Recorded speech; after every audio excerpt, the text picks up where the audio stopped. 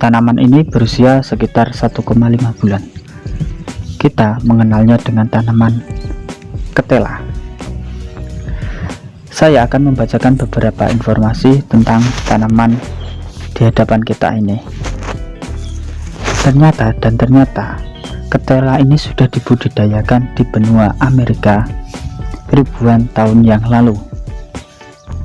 Peneliti menemukan bahwa ada bekas ditemukannya agrikultur atau pertanian tentang ketela ini pada suku Maya yang sudah tertimbun oleh lava yang pada saat itu menutupi beberapa wilayah.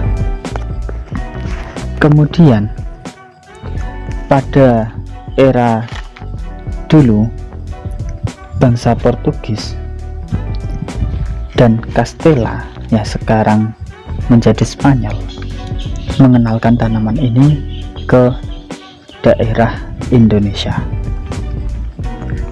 Nama Castella akhirnya dipakai untuk menyebut tanaman ini pada masa sekarang. Dahulu saat era penjajahan Belanda, Indonesia yang dulunya dikenal Hindia Belanda sempat menjadi pengekspor singkong terbesar di dunia, dengan konsumen terbanyaknya berasal dari benua Amerika.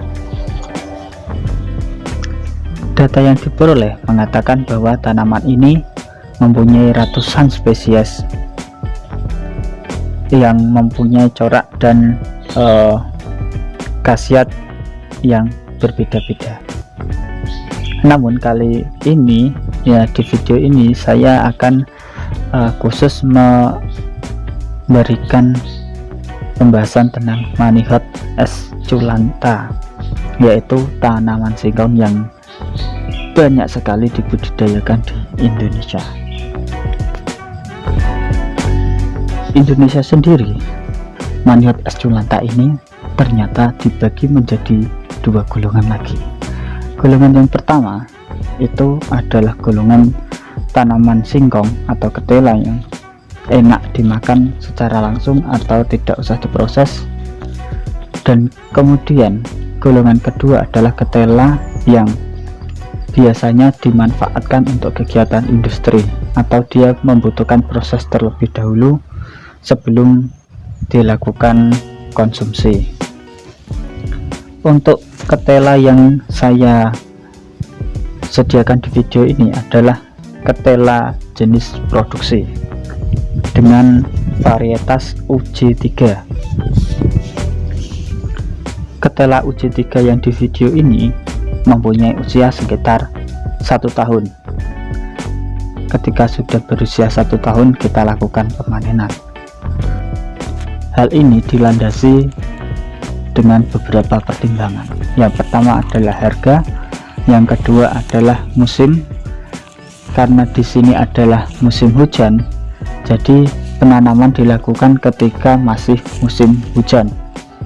Ketika sudah musim kemarau, pertumbuhan tanaman ketela ini akan mengalami penurunan ketika baru ditanam. Jadi harus ditanam saat musim hujan.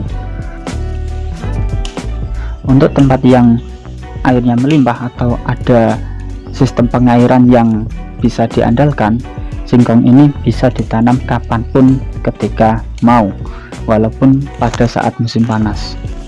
Di bawah naungan juga mempengaruhi produksi dari ketela ini.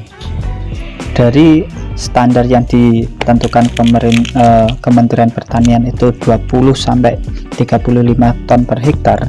Ketika berada di bawah naungan, yang ditemui di sini yang saat ini sedang panen itu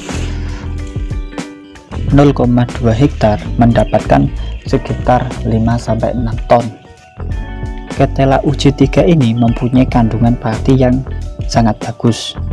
Dia mempunyai kandungan yang pati yang lebih tinggi daripada ketela konsumsi, namun mempunyai rasa yang tidak semanis ketela konsumsi langsung. Nah, untuk ketela segar seperti ini kita akan mempunyai warna putih kekuningan dan getahnya sangat banyak, dan saripati dan getahnya ya.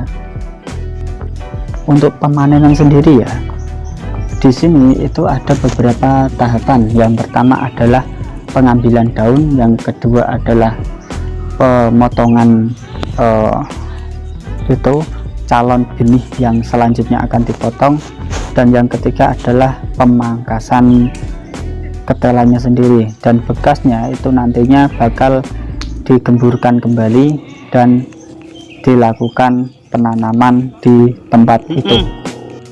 Untuk proses pemanenan sendiri, kita biasanya melakukan tahapan yang pertama adalah pengambilan daun untuk makanan ternak, baik itu untuk pribadi ataupun tetangga dan sekitar desa yang membutuhkan. Kemudian ketela ini itu akan dikumpulkan di beberapa tempat yang dekat dengan tanaman itu, dipisahkan dari batangnya.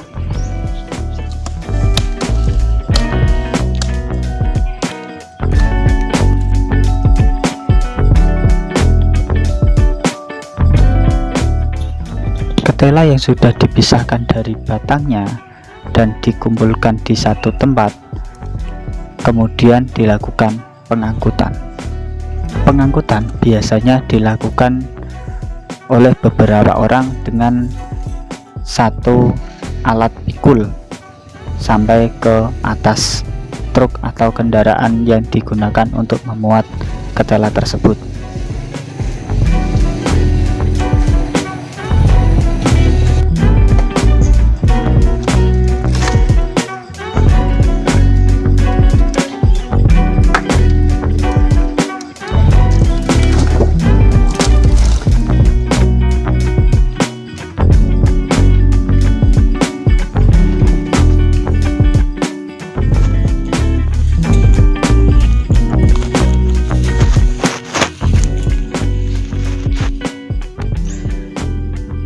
Setelah ketela ini diangkut semua ke kendaraan, kemudian kendaraan melanjutkan untuk membawanya ke gudang tempat pengolahan ketela ini menjadi tepung atau sebagainya.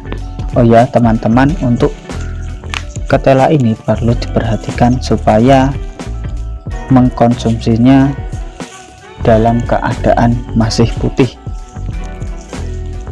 Selalu hindari mengkonsumsi ketela ini ketika warnanya sudah menjadi kebiru-biruan atau kehitaman. Warna dari singkong mencerminkan kandungan yang ada di dalam singkong. Beberapa penelitian mengatakan bahwa singkong yang masih segar kemudian dibiarkan begitu saja itu akan mengubah zat-zat tertentu menjadi racun bagi manusia. Jadi selalu berhati-hati untuk mengkonsumsi singkong segar. Nah, dari proses pemanenan tadi itu dihasilkan batang-batang kayu yang menjadi sisa pemanenan. Batang kayu ini kemudian dipilih yang diameternya sekitar 3 cm untuk dilakukan pembibitan ulang. Oh ya, di sini